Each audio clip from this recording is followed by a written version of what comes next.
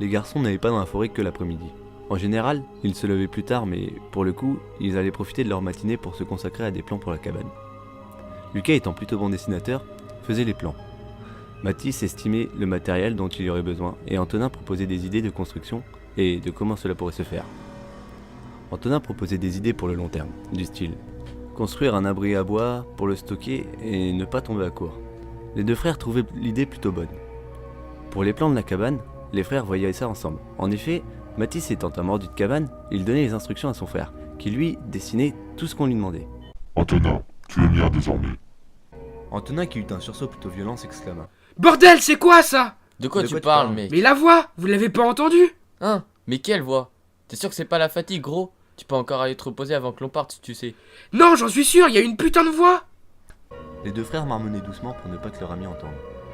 Gros, depuis qu'il est revenu de la forêt, il est bizarre. C'est plus l'Antonin d'avant, tu trouves pas? J'espère qu'il est pas en train de retomber dans la dépression, parce que maintenant qu'il est sorti, il faudrait pas refaire une rechute. En effet, Antonin avait un passé sombre au niveau mental. Mais c'était passé depuis bientôt un an, et ne montrait plus de signes à ce niveau-là. Au pire, on essaye de lui remonter le moral. Ouais, allez, pourquoi pas? Antonin était comme vidé. On pourrait même dire lessivé. Ses pupilles donnaient sur un vide immense. La maman des deux frères étant partie pour la journée, les deux garçons avaient le champ libre pour tenter de réconforter leur ami. Ils tentaient toutes sortes de choses simples, mais hilarantes dans le fond. Antonin regagna un peu de son sourire et se dit que c'était sûrement la fatigue qui lui avait causé tant d'ennuis.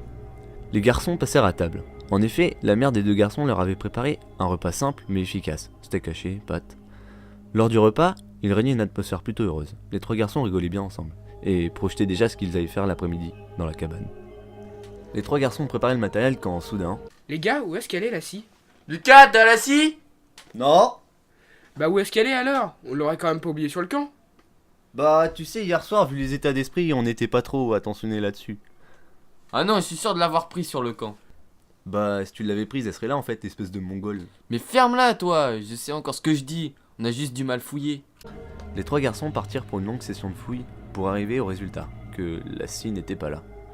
Tu fais chier Mathis, hein. Si tu commences à perdre le matériel, on ne la finira jamais cette fichue cabane. Oh, c'est bon, elle a juste dû rester sur le camp, c'est rien. Ouais, j'espère qu'elle est là-bas.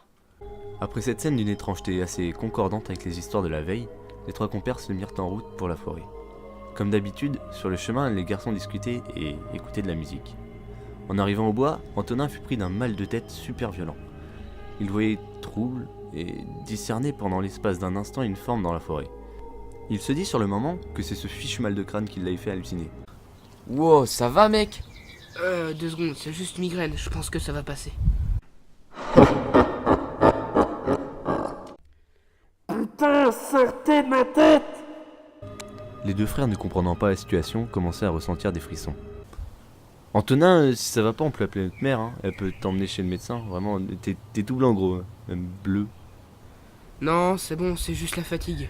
Écoute, bro, si tu veux aller te reposer, fais-le, hein. Vraiment, t'as pas l'air bien.